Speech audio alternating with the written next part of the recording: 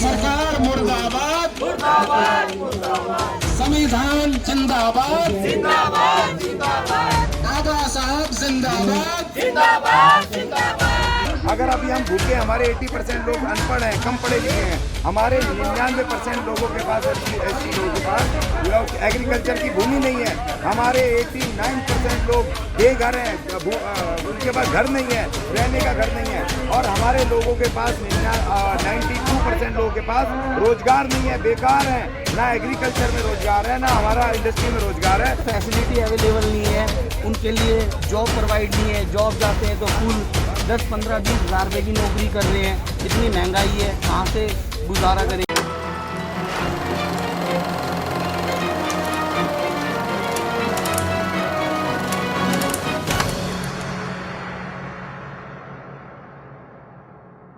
मोदी सरकार मुर्दाबाद,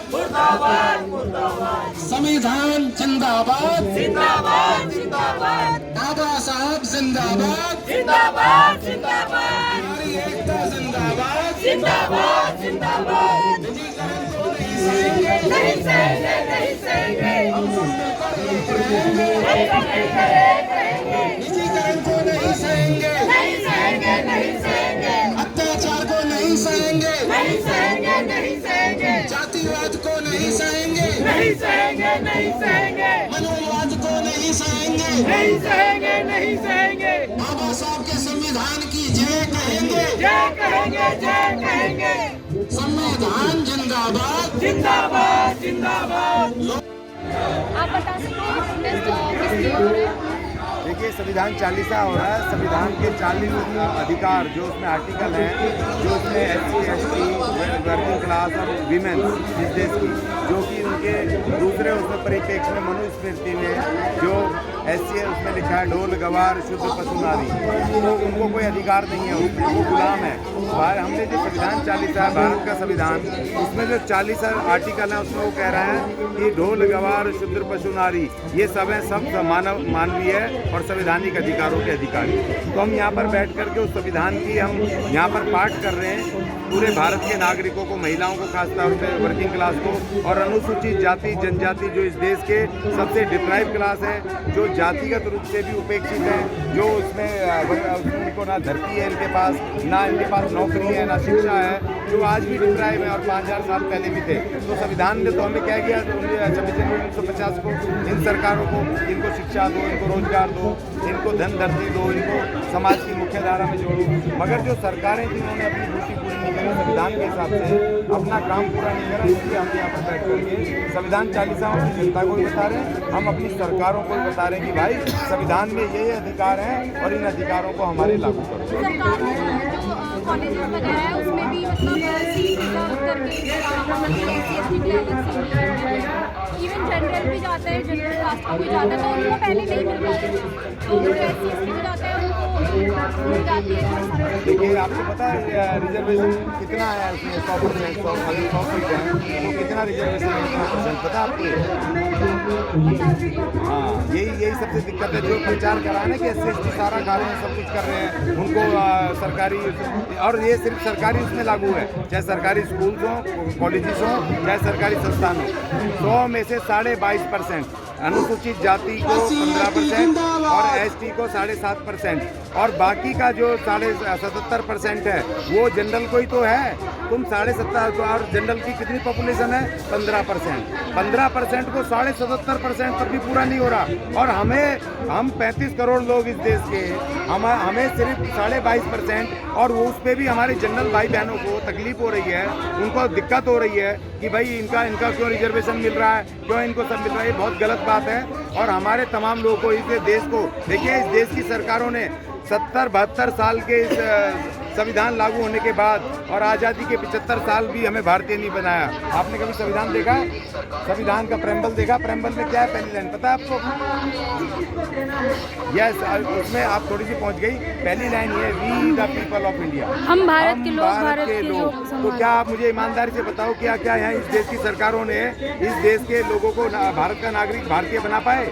कोई कहता गर्व से, जब कहीं हिंदुस्तान पाकिस्तान का मैच होता है, जब कहेंगे कि हम भारत के लोग, लेकिन वो अभी नहीं बोलते हम SC ST क्यों बोल रहे हैं अपने आप को? क्योंकि आपने हमें भारत का लोग नहीं बनाया। अगर आप हमें कंपलसरी एजुकेशन देते थे संविधान के हिसाब से, हमें सबको एजुकेट कर देते, सबको रोजगार मिल जाते, सबको घर मिल जाते और मुख्य धारा से जुड़ जाते, तो हम ये मांग ही नहीं करते।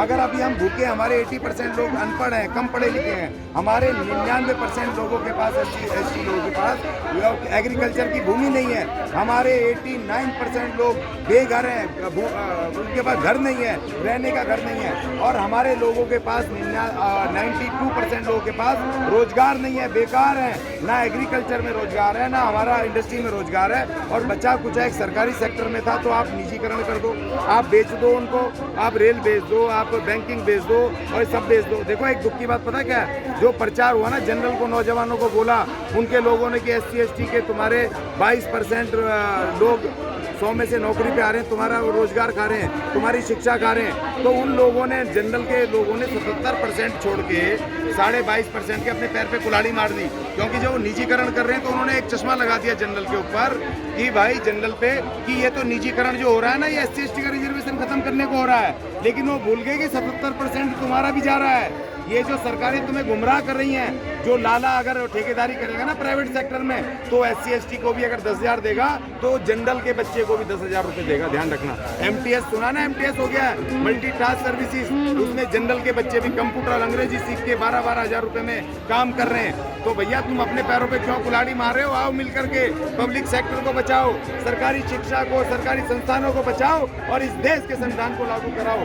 और जो विमेंस हैं उनको तो खास तौर पे आना चाहिए। ये संविधान खत्म हो गया तो फिर उनकी भी वही गुलामी होगी जो इस देश के SC ST की होगी। अच्छा, आपका ये कहना है यहाँ पे महिलाओं के लिए भी सेम चीज़ें हो रही हैं, भेदभाव होता है और गलत करते हैं? हाँ जी, हाँ जी।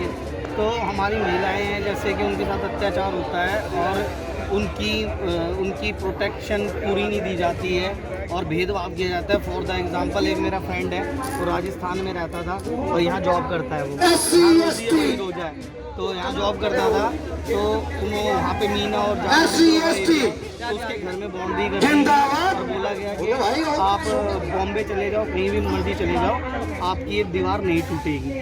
तो उन्होंने यहाँ पे आके अशोक अग्यारी जी से अपील की, इन्होंने एप्लीकेशन डाली और डालने के बाद उन्हीं ने की दीवार तोड़वाई। तो मतलब भेदभाव ही है ना ये। मैं प्लस पॉइंट ये है कि जैसे हमारे एक हिंदुस्तान में कूड़े का काम और एक क्या कहते हैं, कूड़े का काम और एक दूध का काम कभी बंद नहीं होगा।